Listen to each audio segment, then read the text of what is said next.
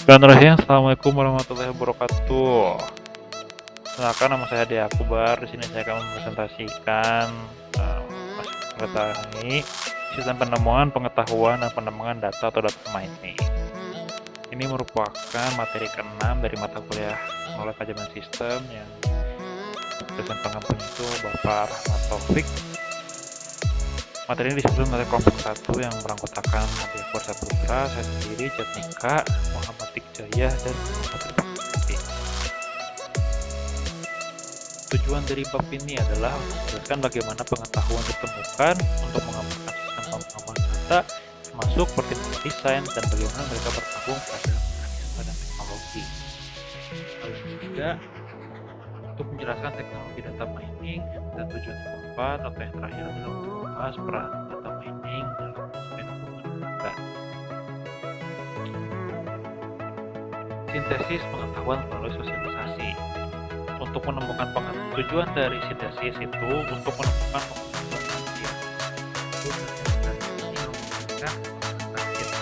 melalui aktivitas data mining itu antara master dan juga peserta di sebuah konstruksi akademik. Selanjutnya ada pengetahuan dari data mining. Nama lain dari knowledge discovery database adalah data mining. Sistem penambangan data atau data mining telah memberikan kontribusi yang signifikan dalam bidang ilmiah selama bertahun-tahun.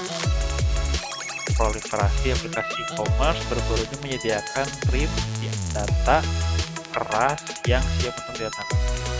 Jadi peluang bagus untuk memanfaatkan penambangan data atau data mining secara menggunakan aplikasi teknik data mining. Pertama ada pemasaran.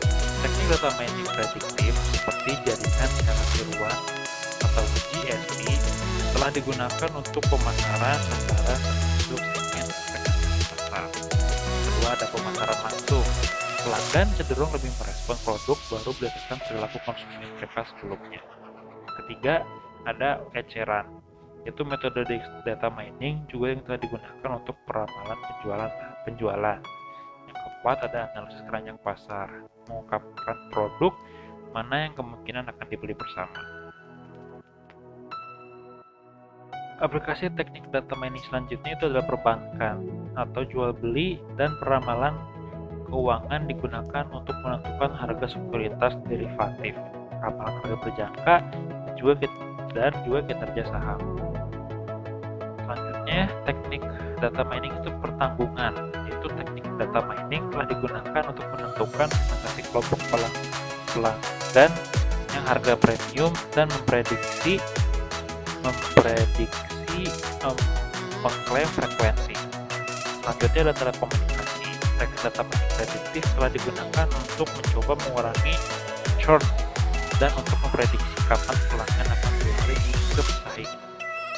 Selanjutnya ada manajemen operasi. Teknik jaringan saraf telah digunakan untuk perencanaan penjadwalan proyek dan kontrol kualitas. Selanjutnya ada banyak sistem pengetahuan.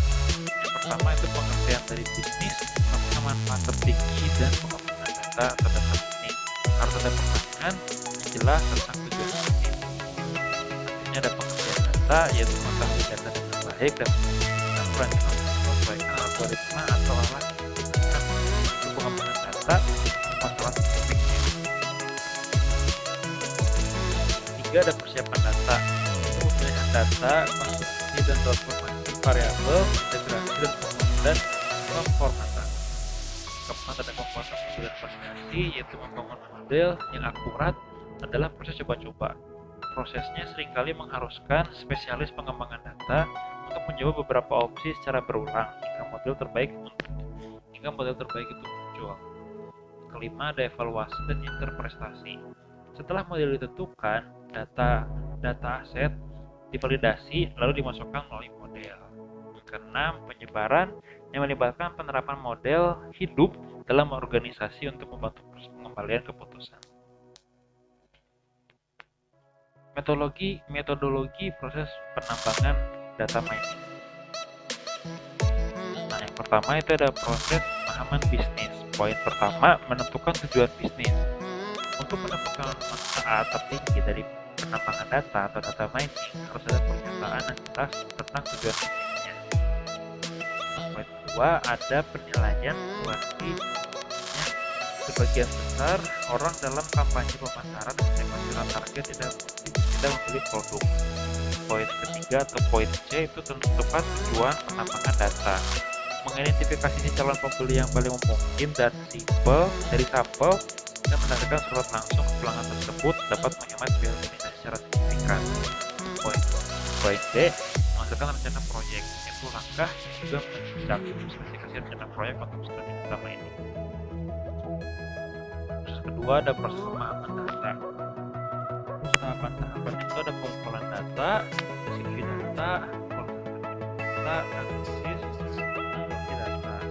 Kemudian ada data, kekuatan model konsolidasi, 5 ada proses evaluasi dan intervensi, yang keenam ada proses penyebaran.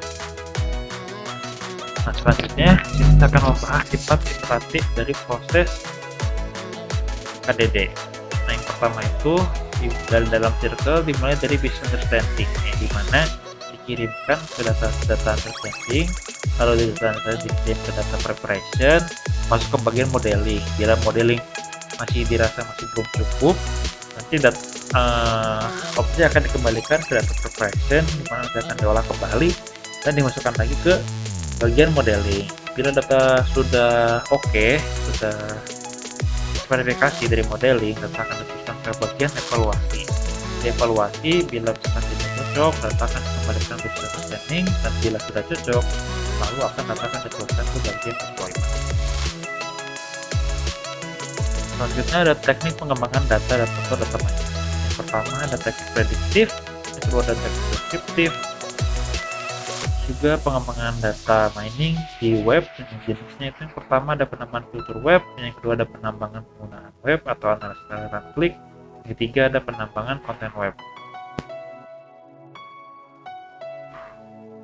Lalu selanjutnya ada hambatan penggunaan data mining. Ada dua hambatan yang paling signifikan yang mencegah penerapan penemuan pengetahuan sebelumnya dalam bisnis terkait dengan kurangnya data untuk menganalisis dan juga daya komputasi yang terbatas untuk melakukan perhitungan matematis yang diperlukan oleh algoritma data mining. Kesimpulan dari materi kali ini adalah yang pertama menjelaskan sistem penemuan pengetahuan termasuk pertimbangan desain dan bagaimana mereka bergantung pada mekanisme dan teknologi. Kedua, mempelajari bagaimana pengetahuan ditemukan. Poin pertama melalui sosialisasi dengan orang-orang berpengetahuan lainnya. Poin kedua yaitu melalui data mining dengan menemukan pola yang menarik dalam pengamatan biasanya diwujudkan dalam data eksplisit. Kesimpulan yang ketiga itu menjelaskan teknologi data mining, dan kesimpulan terakhir yaitu membahas peran data mining dalam manajemen pelanggan. Sekian presentasi dari saya. Mohon maaf bila ada keseruan. Assalamualaikum warahmatullahi wabarakatuh.